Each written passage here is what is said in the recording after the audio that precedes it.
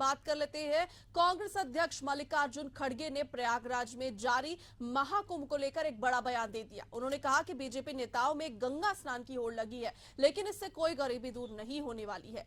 कांग्रेस कभी भी धर्म के नाम पर शोषण को बर्दाश्त नहीं करने वाली है। मल्लिकार्जुन खड़गे का यह बयान अब चर्चा का विषय बन चुका है और इस पर विवाद भी हो रहा है। आपको बता दें, सोमवार को गृह मंत्री अमित शाह ने यूपी के मुख्यमंत्री योगी आदित्यनाथ और दूसरे संतों के साथ संगम स्नान किया। उनका वीडियो सोशल मीडिया पर खूब वायरल हुआ और इससे पहले सीएम योगी ने ही अपने पूरे कैबिनेट के साथ भी स्नान किया, तब भी काफी चर्चा देखने को मिल गई। लेकिन इसी चर्चा को खड़गे ने राजनीति से जोड़ने का काम कर दिया। उनका मानना है कि गंगा में स्नान करने से गरीबी दूर नहीं हो जाएगी। बता दें कि खड़गे का ये बयान है जिस पर सियासी घमासान मचा हुआ है। कांग्रेस अध्यक्ष मल्लिकार्जुन खड़गे का ये बयान है जहां उन्होंने कहा है, एक सवालिया निशान लगा दिया महाकुंभ पर कि गरीबी दूर होगी क्या।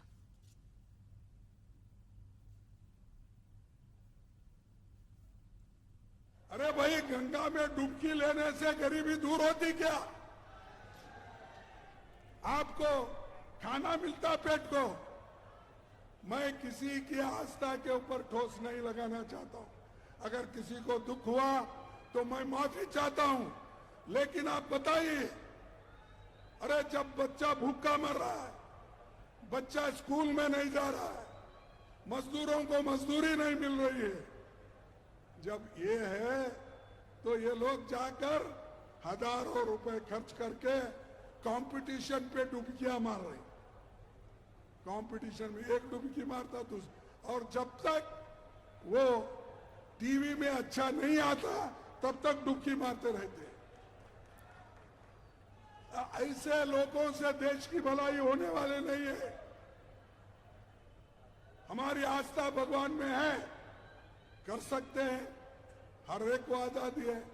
तुम रोज पूजा करते हो, घर में हर आदमी हर महिला पूजा करके बाहर निकलती है, कोई एतराज नहीं है। हमको एतराज है गरीबों का जो शोषण हो रहा है धर्म के नाम पर, उनके खिलाफ हमको लड़ना है। तो बता दें आपको कि बीजेपी नेताओं के महाकुंभ में स्नान करने को लेकर कांग्रेस अध्यक्ष मल्लिकार्जुन खड़गे ने एक बयान दे दिया है। उनके बयान से अब बवाल मचा हुआ है। बता दें, सांसद संबित पात्रा ने भी उन्हें पलटवार किया इस बयान पर। बता दें कि खड़गे का मानना है कि गंगा में स्नान करने से गरीबी दूर नहीं हो जाएगी। लोग स्नान के नाम पर कंपटीशन कर रहे हैं और जब तक फोटो अच्छी नहीं आती वे तब तक डुबकी लगाते हैं। बता दें कि आज केंद्रीय गृह मंत्री ने महाकुंभ में स्नान किया था, जिसके बाद खड़गे का ये बयान सामने आया है।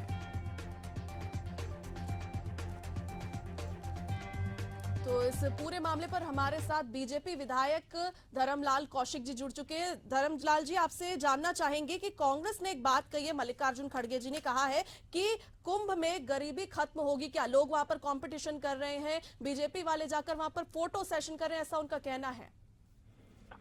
देखिए, कांग्रेस को न गंगा के ऊपर विश्वास है, न गाय के ऊपर विश्वास है और न ही राम के ऊपर विश्वास है। ये तो वो लोग हैं कि जो राम के ऊपर प्रश्न चिन्ह लगाते हैं, राम सेतु के ऊपर प्रश्न चिन्ह लगाने वाले लोग हैं। आज पूरे दुनिया में जो परिदृश्य दिखाई दे रहा है वो प्रयागराज की चर्चा है और पूरे दुनिया के लोग यहाँ पर आ रहे हैं प्रयागराज में डुबकी लगाने के लिए। ये आस्था का कुंभ है। मुझे लगता है कि पूरे दुनिया में हम देखेंगे तो इतने क्राउड कहीं नहीं होगी कि लोग एक दिन में 3 करोड़ लोग डुबकी लगाए, 3.5 करोड़ लोग डुबकी लगाए, 1 करोड़ लोग डुबकी लगाए। तो ये यहाँ के लोगों का, सनातन धर्मियों का विश्वास है, आस्था है। और सनातन धर्म नहीं बल्कि अन्य धर्म के मानने वाले लोग भी आकर के यहाँ पर डुबकी लगा रहे हैं। और उसके बाद में ये गरीबी की बात करे, दूर करने की बात करे, मैं खड़गे जी को याद दिलाना चाहता हूँ 1971 के चुनाव में गरीबी का नारा दिया गया था कांग्रेस के द्वारा। सरकार उनकी बन गई और सरकार बनने के बाद प्रधानमंत्री उनकी बनी, लेकिन गरीबी को दूर करने के लिए एक कदम भी आगे नहीं बढ़े। आज मोदी जी के आने के बाद में 30 करोड़ लोग गरीबी की रेखा से ऊपर आ चुके हैं। तो ये इस बात को प्रमाणित करती है, यदि धर्म, अध्यात्म और आस्था आपकी है तो उसके साथ में गरीबी भी दूर होगी और निश्चित रूप से मोदी जी के आने के बाद में गरीबी दूर हो रही है।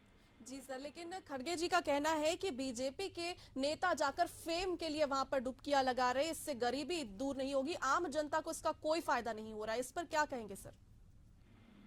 आम जनता को कितना फायदा हो रहा है नहीं हो रहा है खड़गे जी को तो मालूम ही नहीं है। मैंने कहा जब 20 करोड़ 30 करोड़ लोग गरीबी रेखा से निकले हैं, बाहर आए हैं, तो कैसे बाहर आए? मतलब नीयत हमारी ठीक होनी चाहिए।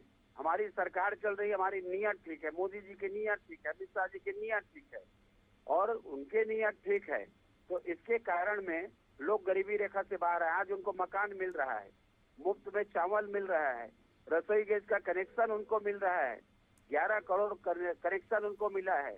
आज गंदगी वहां पर नहीं है, 11 करोड़ से ऊपर शौचालय मुफ्त में बनाई गई है।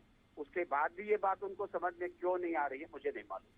जी सर, बिल्कुल। हमारे साथ कांग्रेस प्रवक्ता धनंजय ठाकुर जी भी जुड़े हुए हैं, उनसे भी इस पर बात कर लेते हैं। सर बने रहिए हमारे साथ। तो धनंजय जी, मैं आपसे पूछना चाहूंगी कि खड़गे जी ने कहा है कि बच्चे भूखे मर रहे हैं, रोजगार के अवसर नहीं मिल रहे हैं और कुंभ में गरीबी खत्म होगी, क्या एक सवालिया निशान? जब देश दुनिया महाकुंभ को लोहा मान रहा है, दूसरी ओर राष्ट्रीय अध्यक्ष का इस प्रकार का बयान देना कितना सही है, इससे आप क्या कहेंगे? निश्चित तौर पर राष्ट्रीय अध्यक्ष मल्लिकार्जुन खड़गे जी ने देश की समस्याओं को सामने रखने का काम किया है। उन्होंने तो नहीं कहा कुंभ में स्नान नहीं करना चाहिए, पर जो सरकार, चाहे नरेंद्र मोदी जी हो या इनके भाजपा शासित राज्य के मुख्यमंत्री जी हो, जो कुंभ में स्नान करने के लिए जा रहे हैं, क्या उन्होंने गरीबी को खत्म करने के लिए, बेरोजगारी को खत्म करने के लिए, महंगाई को खत्म करने के लिए कोई काम किया है क्या? भाई पूरे देश पुण्य स्नान करता है, गंगा का आज से नहीं और सदी सदी से स्नान हो रहा है। लेकिन अगर ये इवेंट करने के लिए वहां जाते हैं, जनता का मूल मुद्दों से ध्यान भटकाने जाते हैं, तो सवाल तो उठते हैं ना। और वो देख भी रहा देश। आज देखेंगे भुखमरी के मामले में देश पाकिस्तान और बांग्लादेश से पीछे है। पाकिस्तान और बांग्लादेश में इसी से विश्व रिकॉर्ड बता रहा है। बेरोजगारी के मामले में देख लीजिए, 30 लाख पूरे देश में सरकारी पद खाली पड़े हुए हैं। बेरोजगारी आप देखेंगे तो 30 करोड़ से अधिक बेरोजगार तो नरेंद्र मोदी जी के 10 साल के शासनकाल में हो चुका है।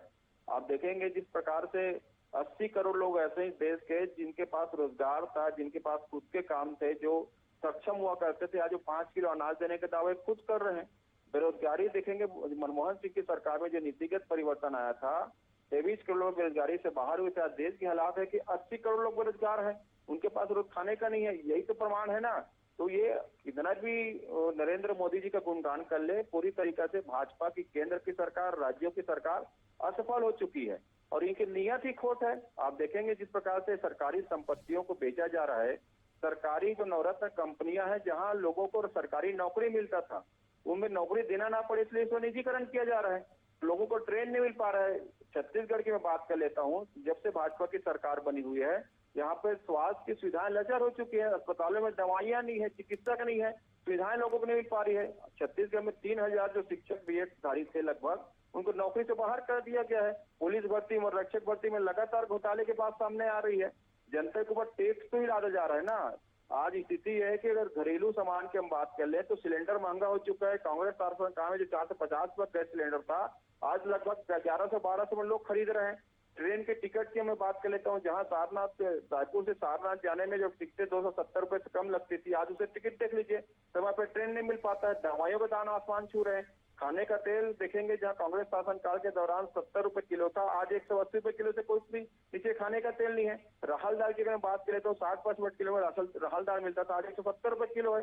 शक्कर की बात कर लेता हूँ, 18 किलो शक्कर कांग्रेस सरकार में मिलता था, आज 45 रुपए से ऊपर शक्कर का दाम है। तो किस बात की गरीबी दूर कर रहे हैं? ये तो जनता को टैक्स लादने का काम कर रहे हैं। आप अगर दवाई खा रहे हैं तो आपको उसमें गब्बर सिंह टैक्स देना पड़ेगा।